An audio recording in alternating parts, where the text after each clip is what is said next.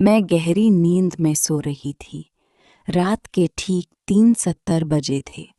वाराणसी में जोरों की बारिश हो रही थी। खिड़की पर पानी की बूंदें तेजी से टकरा रही थीं। पूरा कमरा अंधेरे में डूबा हुआ था। मैं गहरी नींद में सो रही थी। सपने में मैं अपनी बचपन की गंगा किनारे वाली पुरानी हवेली में खेल रही थी। माँ मुझे पुकार रही थी, प्रिया, अंदर आ जा, बेटा, बारिश हो रही है। अचानक फोन की रिंग बज उठी। 3 बार रिंग हुई।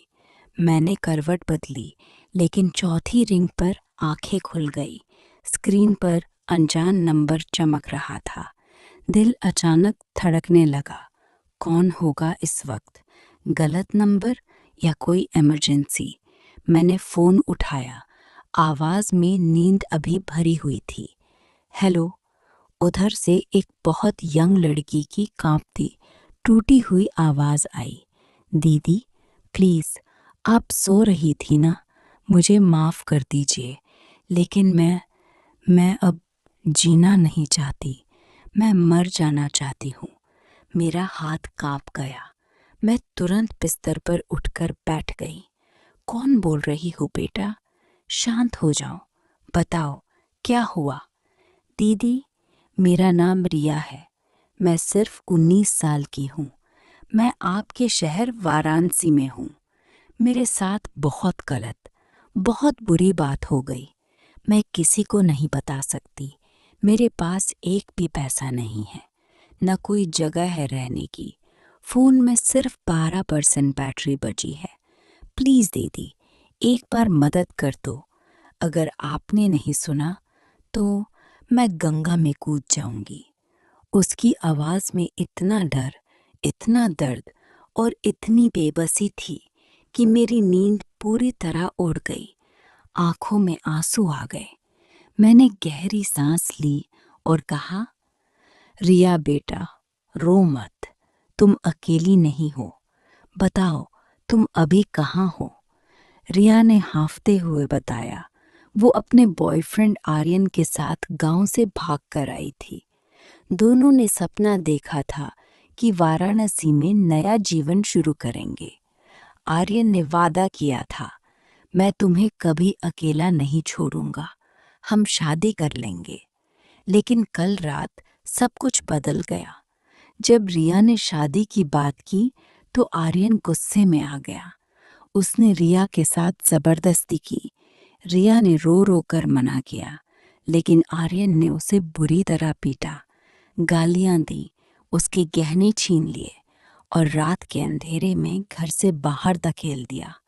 अब रिया भीगी हुई, घायल, कांपती हुई दशाश्वमेध घाट के पास एक पुराने सुनसान पार्क की बेंच पर अकेली बैठी थी। बारिश उसके चेहरे पर बह रही थी। उसके कपड़े फटे हुए थे, बाहों पर नीले निशान थे, होठ फटे हुए थे। मैंने तुरंत अपने पति राहुल को जगाया। वो भी सुनकर चौंक गया। हम दोनों ने बिना देर किए गाड़ी निकाली। बारिश इतनी तेज थी कि वाइपर भी मुश्किल से काम कर रहा था। रिया ने व्हाट्सएप पर लोकेशन भेजी। पार्क सिर्फ 25 मिनट दूर था।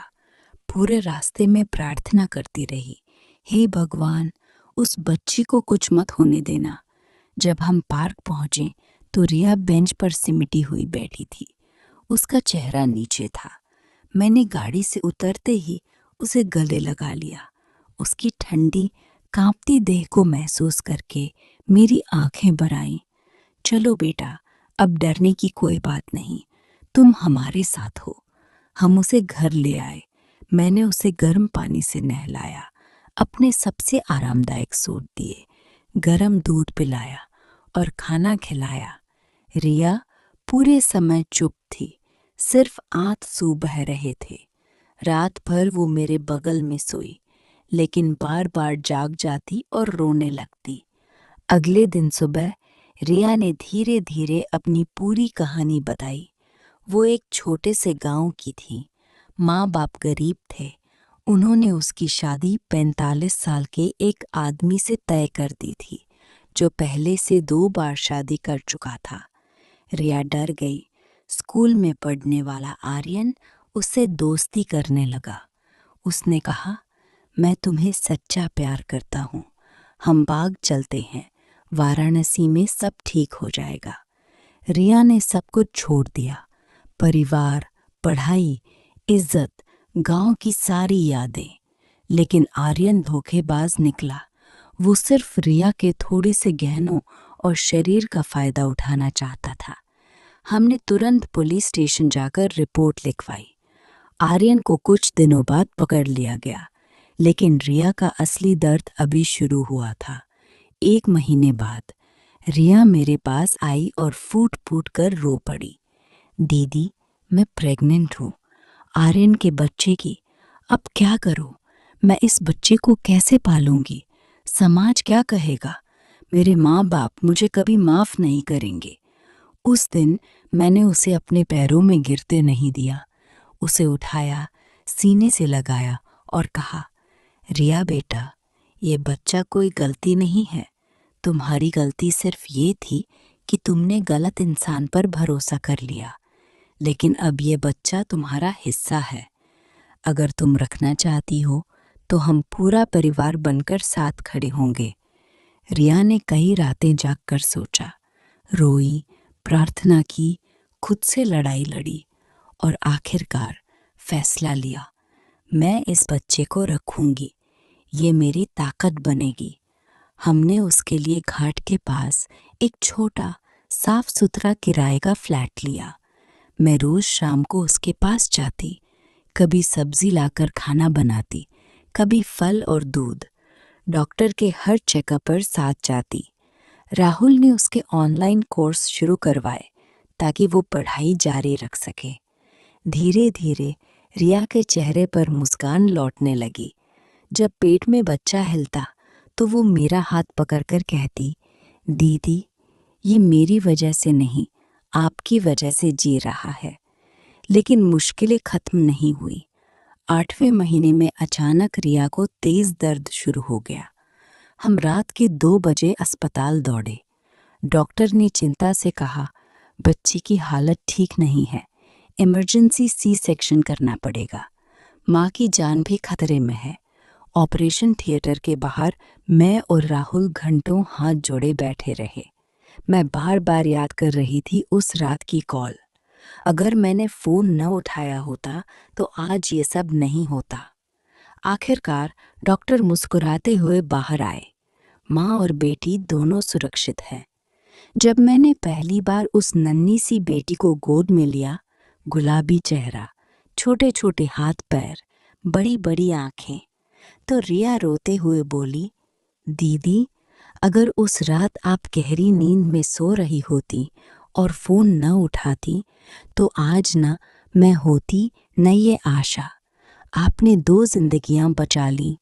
मैंने आंसू पोंछते हुए कहा, नींद तो रोज आती है बेटा, लेकिन कुछ कॉल्स जिंदगी बदल देते हैं। आज रिया 32 साल की हो गई है। वो एक छोटी सी एनजीओ में काम करती है, जहां वो घर से भाग कर आई दूसरी लड़कियों को मदद करती है। उसकी बेटी आशा अब 2 साल की हो गई है, बहुत शैतान और प्यारी। जब आशा दादी कहकर मेरे गले लगती है तो मेरा दिल भर आता है। रिया के माँ बाप को भी सब पता चल गया। पहले उन्होंने नकार दिया, लेकिन जब उन्होंने आशा की फोटो और वीडियो देखी तो पिघल गए। अब वो कभी कभी वाराणसी आकर मिलते हैं।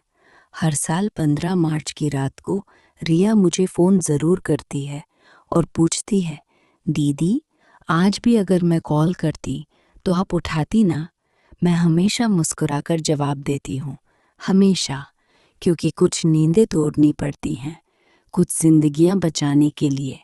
मोरल, दुनिया में अंधेरा कितना भी हो, एक छोटी सी रोशनी किसी की पूरी रात बदल सकती है। कभी किसी की मदद मत ठुकराओ, क्योंकि कल को वो मदद तुम्हारी या किसी अपनों की ज़रूरत बन सकती है। दोस्तों, अगर ये कहानी आपके दिल को छू गई, अगर रिया की वो रात, उसकी तकलीफ, उसकी हिम्मत और आखिर में उसकी मुस्कान ने आपको सोचने पर मजबूर कर दिया, तो अभी के अभी वीडियो को लाइक कर दो। एक छोटा सा लाइक हमें मोटिवेशन देगा और ऐसी और इमोशनल सच्ची जिंदगी की कहानियाँ आपके लिए लाने में मदद करेगा। अगर आप ऐसी हार्ट टचिंग कहानियाँ, मॉरल स्टोरीज और रियल लाइफ इंस्पिरेशन रोज सुनना चाहते हो तो चैनल को सब्सक्राइब कर लो और बेल आइकन ज़रूर दबा दो ताकि हर नई कहानी सबसे पहले आपके पास पहुंचे और आप कभी भी कोई इमोशनल कहानी मिस न करो। अब कमेंट में ज़रूर बताओ, क्या रिया को आर्यन से वो सवाल पूछना चाहिए था? आपने कभी किसी अनजान कॉल पर किसी की मदद की है? अपनी कहानी शेयर करो। और हाँ, ये कहानी अपने दोस्तों, परिवार, बहन या बेटी के साथ शेयर ज़रूर करना। आपका एक लाइक, सब्सक्राइब और कमेंट हमारी मेहनत को सार्थक बनाता है। मिलते हैं अगली पावरफुल कहानी में। तब तक अपना और अपनों का ख्याल रखना। जय श्री कृष्ण। धन्यवाद।